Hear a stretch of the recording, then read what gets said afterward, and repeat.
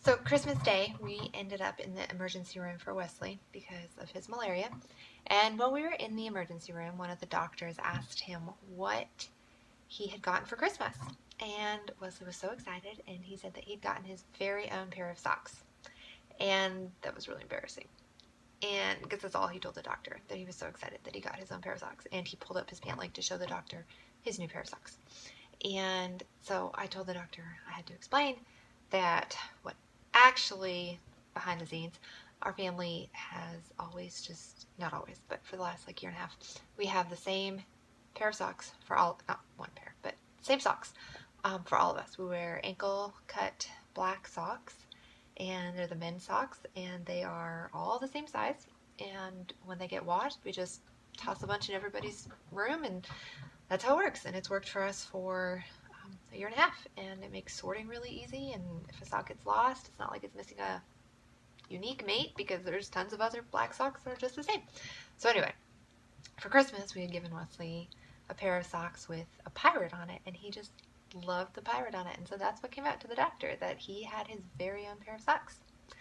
The doctor laughed and thought it was very funny and said that he understood, because he came from a family with 9 kids, and the community sock bin was something that he was used to. So that was really, really funny and really embarrassing. So I had a few things I wanted to share. I'm going to try doing videos a little bit more, or start at all, because I've never really done this before. So I wanted to share about something I did for Paul's birthday. No, sorry, for Christmas for Paul. One second. So for Christmas for Paul, I made him this date box. Let's see. And what it is it has, I made him a bunch for Christmas, and I'm making him more for his birthday. And it's just a box that has on the outside what he needs to know ahead of time before he chooses his box, and whether it's going to be at home or whether it's going to be out, and the time commitment and the price. And so the first one that we have done, we did one that was at a coffee shop. The boys are old enough that we can leave them for a little bit of time at home, and so we left the kids and we went out to a coffee shop, and it was really fun to just, have the two of us hang out. And I've got some really cool stuff in the other boxes, but he has not opened them yet, so I cannot share what they are. But I am super excited. I hope he'll do one tonight, maybe, and then I can share about it, because the one he has next to do is the one that I am super, super excited about. Okay, so the other thing I want to share about is this is his birthday week. When we were first married, he was not so into birthdays. He didn't really care at all, and I tried just making his birthday special, and he sort of kind of cared, but not really. And so I came up with making birthday week, where starting a week before his birthday, he gets to open a present every single day. And he loves birthday week now. In fact, last night he was telling me he's super excited for this week, which is a total win from my perspective. And so as part of his birthday week, sometimes it's just a little special food treat, and sometimes it is actually like a present to open. And so today we're making him some, I can tell you, because the time he watches this, he'll already have had it. We're making some bacon-wrapped, goat cheese-filled dates. I found the recipe in the book Bread and Wine, which, if you haven't read it, it's a really great book. It's just a very friendly book that combines food and the reason why she loves the food, and then has really great recipes, and a lot of them are gluten-free because her husband has that dietary restriction. So that's been a really great cookbook, or it's not really a cookbook, but a book on food to read through. So anyways, another food item that we prepared last night, Wesley did for the very first time, he made lemon curd all by himself, and he used the recipe that my grandma gave me when I lived with her in Nigeria. I'd go outside and pick the lemons off the tree and make them in her kitchen, and this is that recipe. And we picked the lemons from our own tree. We actually happened to pick them the day before it dropped below freezing at night, so we saved our lemons and made some lemon curd. It is so, so good. We've put it on cake before. We've put it with whipped cream before, and our very favorite way to eat it is just by the spoonful. It is really, really delicious. Okay, the other thing I wanted to share is that I really failed on my new ingredient of the week.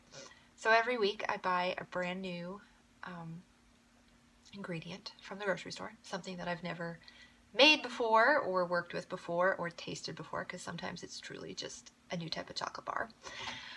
But anyway, this week it was fennel. I think, does fennel come dried? Maybe?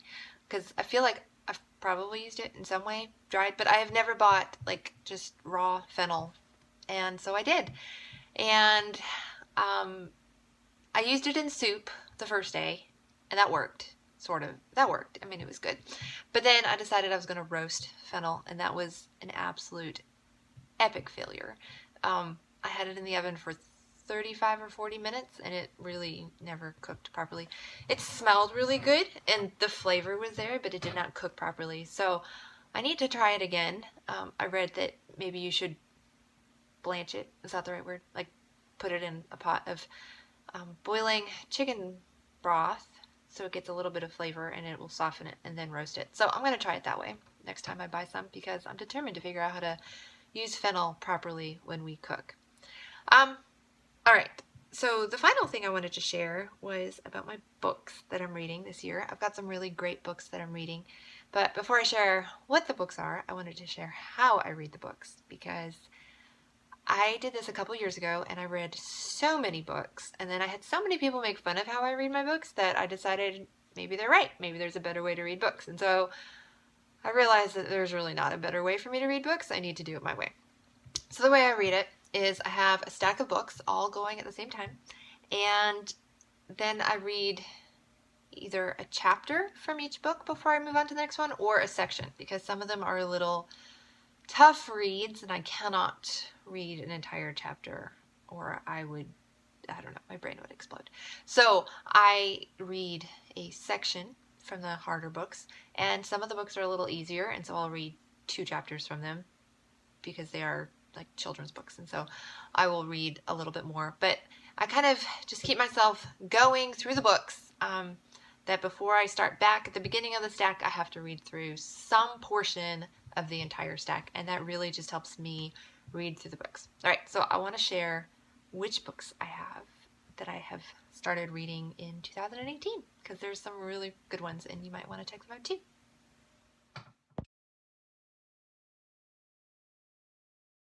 This one is called The New Land, and it is it's compiled by a husband and wife team. He did the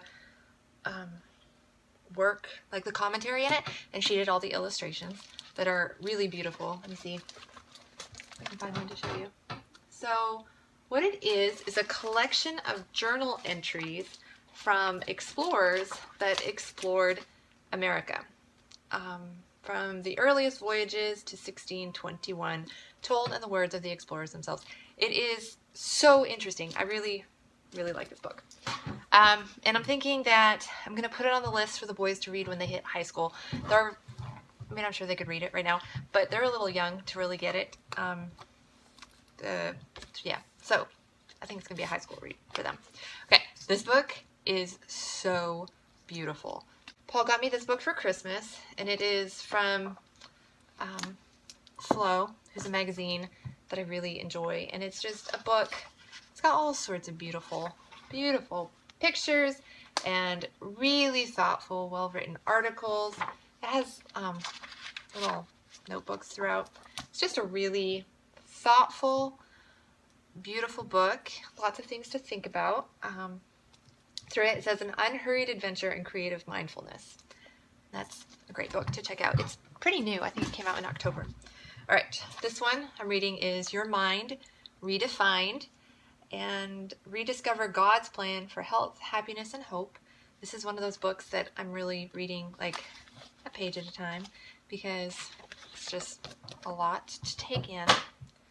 Okay, this book, Bread and Wine, is one that I started back in 2017, but it is one that I'm doing a book club with, and it's been such a great book. It's I mentioned it with the recipe for the dates and the bacon and goat cheese, and it's not a thick book. I'm like halfway through it right now, but it's been a really enjoyable book that you might want to check out. All right, Mimosa is one that my mom gave me for Christmas, and it is a true story by Amy Carmichael. And it is one that I read as a teenager, child, I can't remember, a long time ago. And I'm excited to reread it because I vaguely remember the story, but not really all the details. Okay, this one is probably, I don't know, I say all of them are my favorite, but this is Down the Colorado River with Major Powell. I first read The Boys, the story of Major Powell in Richard Halliburton's Book of Marvels, and it was amazing. I was so intrigued by this man's story. He was a major and lost his arm in the Civil War, and then he went and explored the Colorado River. And he was just such an incredible man, and if anyone knows of a non-children's book about Major Powell, I'd be very interested in reading about it. This is really, I mean, you can see, it is very simple, it's a very easy read, and it's so fascinating. This is by James Ramsey Ullman, and it's just a fascinating story about an incredible man and his adventure. Okay, and then this book, The Klondike Fever. It is about the gold rush in Alaska. It is by Pierre Burton, I think that's how you say his name, and I love him. I've read his book on Niagara Falls, which is fascinating, and then he has a children's book that is one of my favorites called The Secret World of Og, which I'm doing with a group of families. We do a book club, and it's my turn to pick the book, and so that's a book I chose, and we're going to be celebrating it in February, I think. But The Klondike Fever is such a fascinating book on a subject that I really knew nothing about beforehand, and I have really enjoyed digging into it and learning about it.